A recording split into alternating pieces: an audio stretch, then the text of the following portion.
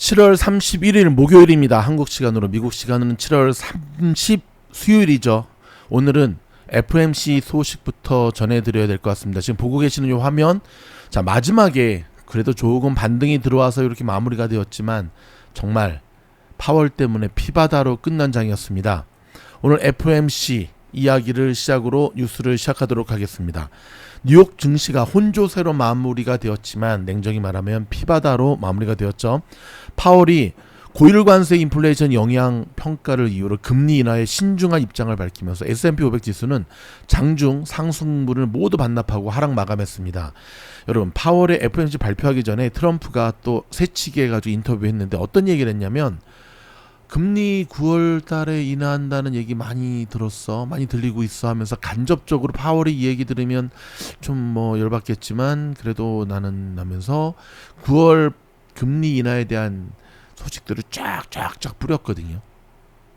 어쩌면 파월이 오늘 금리 동결시킨다는 걸 알고 있었겠죠. 그렇죠? 미국 대통령이니까. 이런 거에 대한 좀 밑밥을 깔은 건데 그것이 오히려 독이 되었습니다. 왜냐하면 오늘 파월이 9월에 금리 인하, 그것도 데이터 보고 결정할 건데 라고 하면서 무자르도 빡 잘라버렸거든요. 조금 더 들여다보겠습니다. 자, 연준의 통화정책 결정기구죠. FOMC는 이날 정리회의를 열고 기준금리를 4.25에서 4.5로 동결하기로 9대2로 결정했습니다.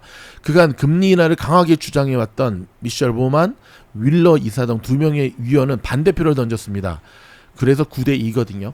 자, 두 명의 이사가 금리 결정에 반대한 것은 1993년 이후 처음이라고 합니다. 다만 이들의 반대는 예상됐기 때문에 시장에 미치는 영향은 제한적이었습니다. 자, 금리 동결은 예상됐기에 시장의 시선은 파월 의장으로 향했죠. 최근 트럼프 대통령의 압박과 연준 내 분열로 인해 금리 인하의 신중론을 고수했던 파월이 과연 어떤 입장의 변화를 보여줄지가 기대였거든요. 하지만 파월은 9월 정책 변경에 대해 아직 아무런 결정도 내리지 않았다고 밝혔습니다. 그는 장기 인플레이션 기대치를 안정적으로 유지하고 일회성 물가 상승이 지속적인 인플레이션으로 이어지는 것을 방지하는 것이 우리의 의무라며, 물가 안정과 고용이죠.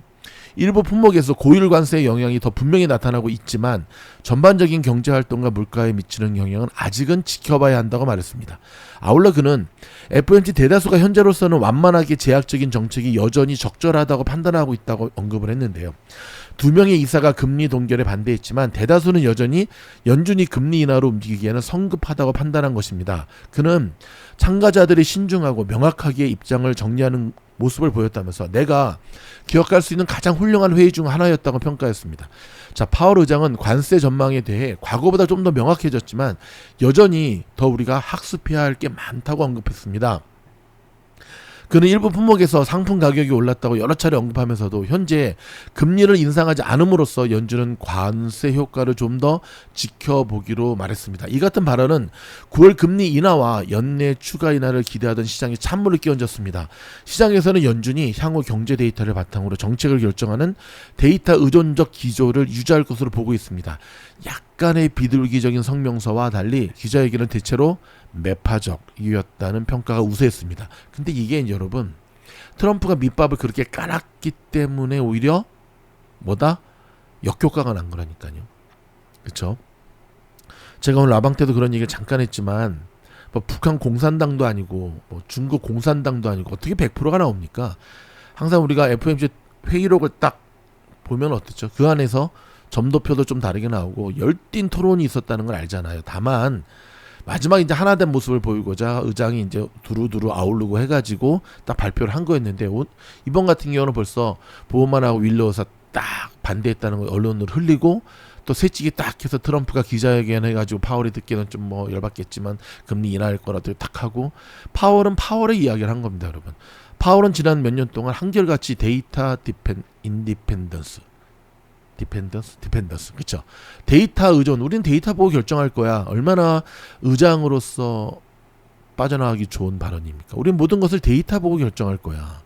어떤 데이터를 가지고 딱 공격을 할 때도 기자들이 그 정도 데이터 갖고 판단하기에는 조금 이른감이 있는 것 같아, 조금 더 데이터를 지켜봐야 돼 하면서 데이터 얘기만 계속했거든요. 그러니까 오늘도 파월은 그 얘기를 한 거예요. 근데 문제는 시장이 너무 앞서 나가다 보니까 어떤 일이 벌어지죠? 그렇죠. 상대적으로 9월 금리 인하 아니었어? 하는 것으로 바뀌면서 시장이 어떻게 됐나? 이렇게 됐던 거죠. 실제 발표된 경제 지표가 미국의 경제가 여전히 견고한 것으로 나타났습니다. 자, 파월은 자기의 이야기를 하면서 왜 금리 인하를 하면은 안 되는가에 대한 이야기를 계속했는데 미국의 경제는 여전히 강하다. 그리고 관세에 대한 이게 불확실성이 이제 점점 시장에 나타나고 있다라는 얘기를 하면서 파월이 트럼프가 열이 받든 안 받든 단가를 확 잘라버렸습니다. 자, 이번에 성장세는 수익 급감에 따른 무역 수지 개선이 큰 영향을 미쳤습니다. 2분기 수입은 전분기 대비 30.3% 감소해서 1분기에 37.9% 급증세를 상쇄했는데요. 수입은 GDP 계산치 총액에서 차감되기 때문에 감소할 경우 성장 누계는 긍정적으로 작용하죠. 반면 수출은 1.8% 줄은 것으로 나타났습니다. 소비 지출도 회복세를 보였습니다. 2분기 소비 지출이 1.4% 증가해 전분기보다 상승폭이 확대됐습니다. 물가 상승률도 점차 완화되는 흐름을 보이고 있는데요. 연준이 주목하는 PC 물가지수는 2분기에 2.1%로 상승했고요. 연준의 목표치인 2%를 근소하게 상회했고 1분기보다도 크게 둔화된 수치였습니다. 자, 변동성이 큰 식료품과 에너지를 제외한 근원 PC 물가는 2.5% 상승했는데요. 이 역시 1분기보다는 낮아진 수준입니다. 다만 기업들이 7월 이후 본격적으로 관세 비용을 소비자 가격에 전가하는 움직임이 있어 파월 의장 말대로 관세 인플레이션 영향 여부는 좀 더 지켜봐야 합니다. 국제 유가는 3거래일 연속 올랐습니다. 뉴욕 상업거래소에서 9월 인도분 서부 텍사스산 원유 WTI는 전장 대비 0.79달러 오른 배럴당 70달러의 거래를 마쳤습니다. 장중 최고치는 70.51달러였습니다. 미국의 견조한 경제 지표와 함께 트럼프 대통령이 러시아가 향후 10일 이내에 우크라이나 전쟁 종식을 위한 진전이 없을 경우에는 러시아산 원유를 수입하는 국가에 100%에 달하는 2차 관세를 부과할 수 있다는 우려가 작용하고 있기 때문에 그랬거든요. 자, 오늘 여러분 장 마치고 난 다음에 어닝 발표 많이 있었잖아요. 그쵸? 메타 급등했고 마소 급등했고 그다음 카바나 급등했고 그쵸? 후드 급등했다가 좀 내렸다가 또 지지짐 되고 있고 그다음에 암은 급락했고. 근데 여러분 한 가지 기억하시기 바랍니다. 클라우드 쪽 지난주가 아니죠. 며칠 전에 그 구글 어닝 굉장히 잘 나왔잖아요. 근데 사실 구글이 잘 나온 것, 알파벳이 잘 나온 것은 오늘 마소가 잘 나온 거에 대한 확실한 시그널이었거든요. 자, 이런 부분들을 우리가 잘 잡아내야 되는데 이런 부분들에 대한 실질적 공부를 미주놀 공부방에서 하고 있다는 사실을 기억하시기 바랍니다. 오늘 트럼프는 한국 협상 대표단과 만나 관세 인하를 위한 제안을 들을 것이다 라고 밝혔고요. 트럼프가 직접 소셜에 올렸는데 모쪼록 잘 됐으면 좋겠습니다. 진짜 깡패 같은 트럼프 대한민국 화이팅입니다. 어제 전해드렸던 미국 서부 해안과 하와이 쓰나미 주의보를 해제한다고 밝혔습니다. 자, 그래도 여러분 조심하셔야 됩니다. 아셨죠? 세상이 지금 흉흉합니다. 자, 트럼프 행정부가 내달 28일부터 800달러 이하 저가 제품에 면세 혜택을 주는 드 미니미스 조항을 폐지합니다. 자, 백악관은 트럼프 대통령이 저가 배송품에 대한 드 미니미스 면세 혜택을 중단하는 행정명에 서명했다고 밝혔는데요. 특별히 중국 제품에 대해 드 미니미스 조항을 폐지하는 행정명에 서명했는데 이번에는 전 세계를 대상으로 명령을 확대했습니다. 그러니까 지난 5월 2일 날 이제 중국 제품에 한해서 이렇게 했는데 이번엔 전 세계를 확대를 한 겁니다. 자, 트럼프 행정부 관세 정책을 회피하거나 합성 마약이나 미국 기업과 노동자에 해를 끼치는 제품 수입을 막기 위한 조치라고 백악관은 설명했는데요. 이번 조치는 8월 29일부터 발효가 됩니다. 국제 우편망이 아닌 경로를 통해 수입되는 800달러 이하 상품들에 대해서는 면세 혜택이 완전히 종료돼 일반 상품과 동일한 관세가 적용이 됩니다. 국제 우편망을 통해 수입되는 경우에는 발송국가에 적용되는 관세율과 제품의 가치를 고려한 종가세가 적용되거나 80에서 200달러 사이의 정액세가 적용이 됩니다. 다만 정액세는 6개월간 한시 적용되고요. 이후 종가세로 일괄 적용될 예정입니다. 다만 미국 여행객들은 전과 같이 200달러 이하 제품을 면세로 들어올 수 있으며 상업적 목적이 아닌 100달러 이하의 선물은 계속 면세 혜택이 적용된다는 것이 백악관의 설명입니다. 자, 오늘 파월이 기자회견 때 할 말 다 했습니다. 예를 들어서 트럼프가 자꾸만 연준의 독립성을 해치는 것에서 어떻게 생각하냐 그랬더니 중앙은행, 지금 연준의 독립성은 굉장히 중요한 것이다. 공공의 이로운 제도적 장치다라고 하면서 확실히 배격해버렸습니다. 빵! 더불어서 금리 경로는 사전에 정해진 방향이 없다라고 다시 한번 못을 꽝꽝꽝꽝 박았고요. 그리고 노동시장이 양호하지만 여전히 하방의 위험이 있다. 트럼프 관세가 아직 본격적으로 나타나고 있지는 않지만 몇몇 분야에서 관세로 인한 인플레이션 현상이 나타나고 있다라는 얘기를 계속 빵빵빵 못을 박았습니다. 오. 자, 미국이 구리 제품에 대해서 8월 1일부터 50% 관세를 적용한다라고 발표를 했습니다. 자, 메타 저커버그가 초지능 AI가 눈앞에 있다. 개인 역량 강화 시대를 열 것이다. 오늘 뭐 그 비싼 메타 주식이 어닝도 잘 나왔겠다. 정말 대박입니다. 그쵸? 자, 20년간 전신마비 상태로 살아온 미국의 한 여성이 일론 머스크가 설립한 스타트업 뉴럴링크의 칩을 뇌에 이식한 뒤에 생각만으로 컴퓨터를 조작할 수 있게 됐습니다. 대박. 자, 오늘 데일리메일에 따르면 미국 루이지애나주에 거주하는 오드리 크루즈는 16세 때 교통사고로 목뼈 중간에 C4, C5 척추를 다쳐 전신마비 판정을 받았는데요. 이후에 20년간 전신마비 상태로 살아온 그는 지난 26일 미국 마이애미대 보건센터에서 뉴럴링크의 N1 임플란트 칩을 뇌에 이식받았습니다. N1은 뇌와 컴퓨터를 연결해 상호작용하도록 하는 뇌 컴퓨터 인터페이스의 일종으로 2016년 뉴럴링크가 개발했죠.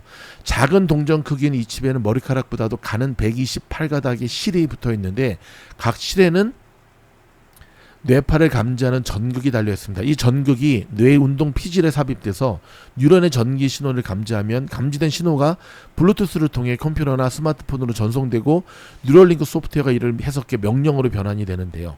칩 이식 수술을 성공적으로 마친 크루즈는 27일 X에 20년 만에 처음으로 제 이름을 써봤어요 라는 글과 함께 컴퓨터 화면을 촬영한 사진을 게시했습니다.